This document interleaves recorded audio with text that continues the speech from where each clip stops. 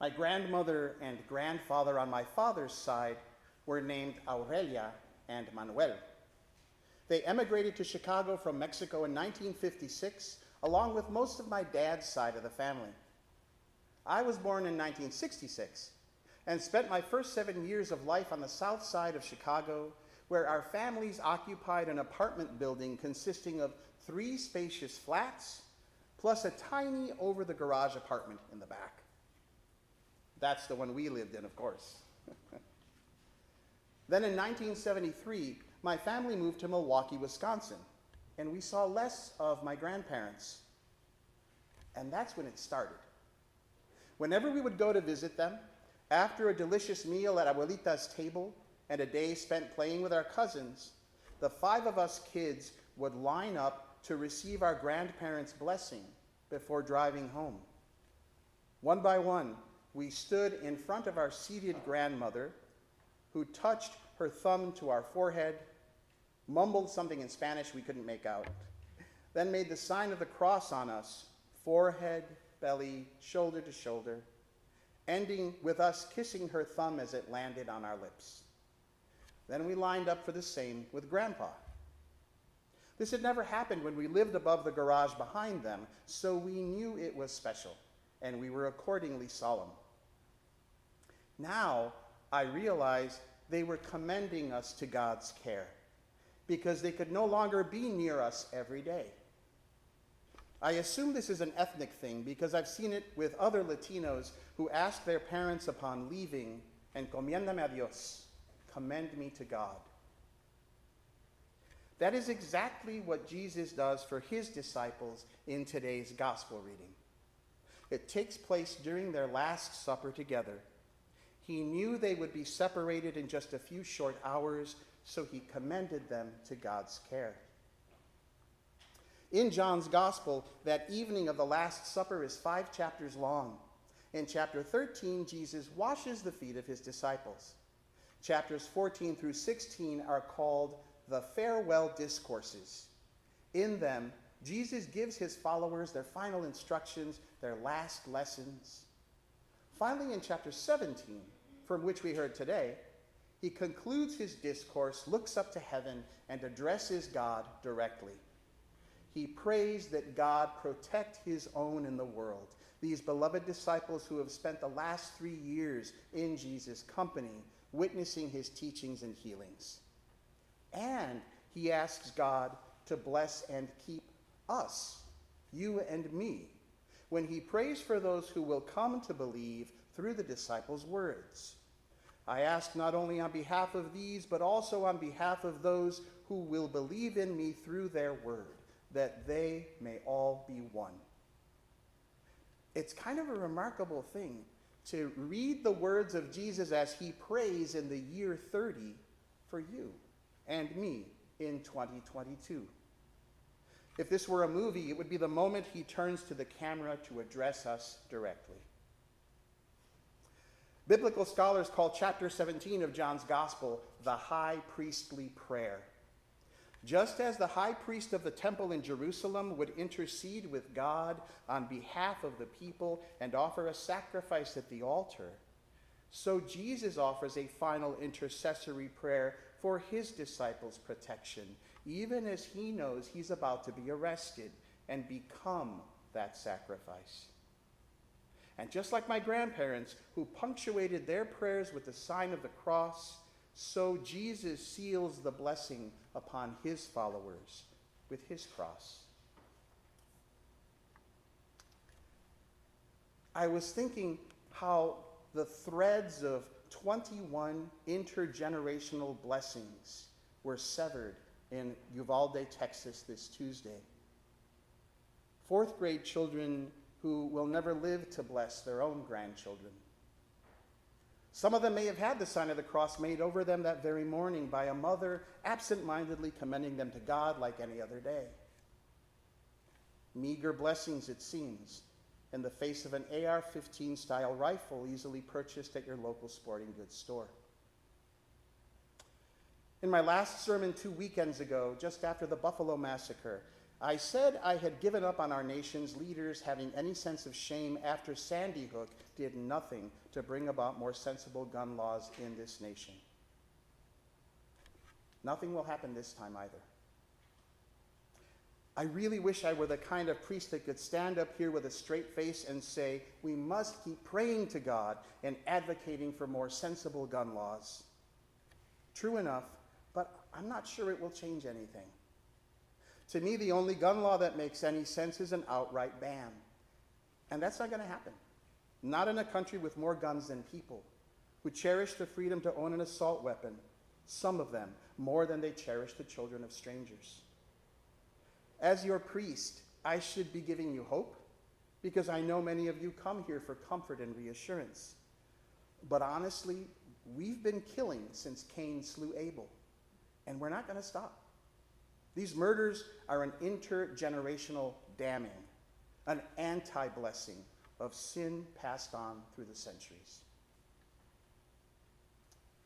In an opinion piece from the New York Times, Tressie McMillan Cottom tries to describe the helplessness many of us are feeling, though I don't think she succeeds much better than I do. This is a long quote. What we do instead is hope, the grisliest kind of hope. We hope in some twisted way that the next victims will be worthy enough for us to care about. If not high school students, then maybe the elderly. If not the elderly, then maybe the very young. If not the very young, then maybe one of their own. From Columbine to Emmanuel African Methodist Episcopal Church to Sandy Hook, no one has mattered enough. The problem is not one of caring. Even the people with whom I vehemently disagree probably care. I concede that. The problem is what they care about more, and how little it matters how much the rest of us care. We post pictures of the dead and the bereaved because we cannot or will not accept that others know the same facts that we know, but care less about them than we do. In these moments, we struggle to make the other side care. Parents know that children are murdered. Religious faithful know that the elderly are murdered in church. Politicians know that their constituents live in fear of being gunned down. But other things matter more to them.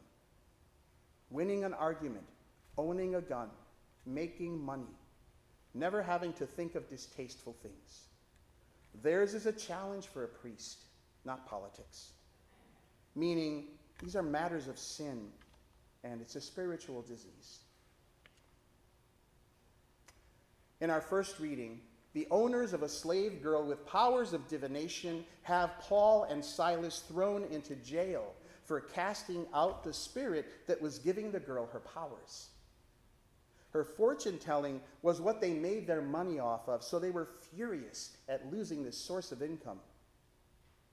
We as a nation are similarly imprisoned by senators who refuse to relinquish their cash cows, gun lobbyists with hundreds of thousands of dollars to give.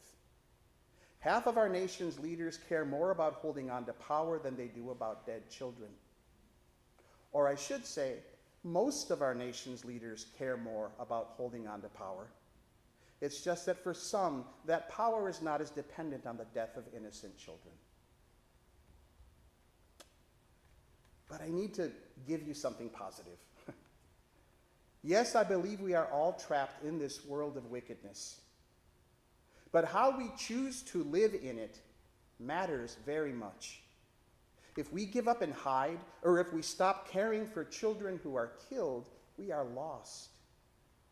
We might be lost anyway, but what I do believe is that it matters that we do our best to live with integrity and love. Even if it changes nothing in the larger scope of things, what you do to make life easier for those around you is not worthless. It is the only gold we have with which to transact anything that will matter or make a difference. In an obituary for a man who died last month, something he said in his final days struck me. I know it is difficult to be optimistic, but the burdens of healing the world are ours and ours alone, and there is no one but us. That is a truth. In his retirement, my friend, the Reverend Gary Cummins, is writing a book on the nature of evil. Not how I would choose to spend my twilight years, but hey, to each his own. He writes, if there were a Christian version of Buddhism's 4 noble truths, it might go like this. 1, the truth is that suffering, evil, and chaos commingle with glory, love, and joy. 2, the causes of suffering are personal, social, structural, and cosmic. Human delusions, collective behaviors, institutional grandiosity, and spiritual malice. 3, until the end, suffering will neither cease nor desist. Part of creation and intensified by social ills, we can decrease it when we align our lives with God's will. And 4, the path to suffering's transformation is improvisational. Follow Jesus. Share his right loving, right praying, right questioning, right harmony, right anguish, and right joy. That's what I have for you this day. And this. Hillcrest Memorial Funeral Home, a mortuary in Uvalde, Texas, has offered to cover all funeral expenses for every victim in the shootings. On their Facebook page, a woman from the town wrote, God bless you for your kind help in our community. It does not go unnoticed.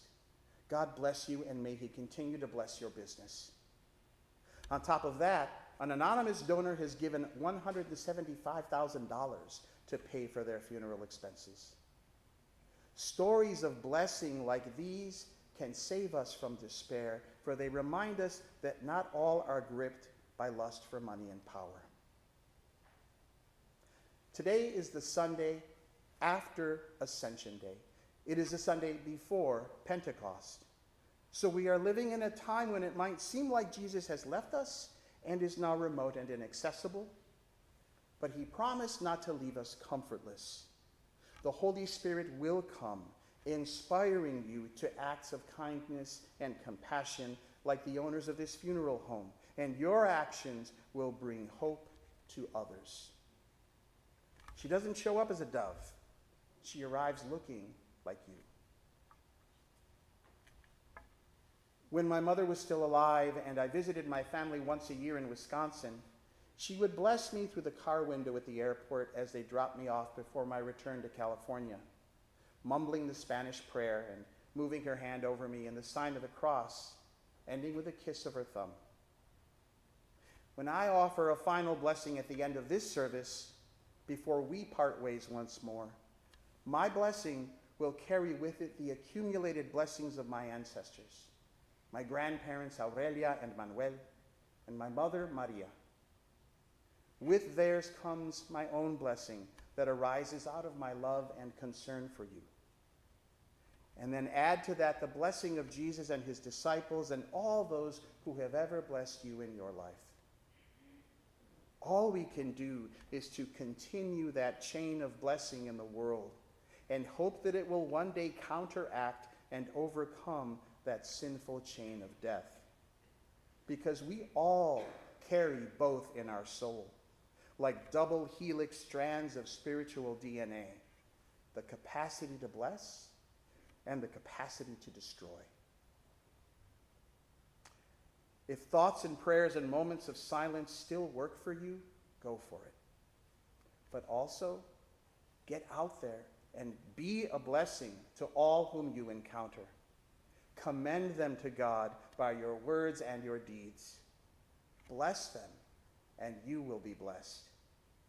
For they are me, as I am them, and you are we, and we are all together. Amen.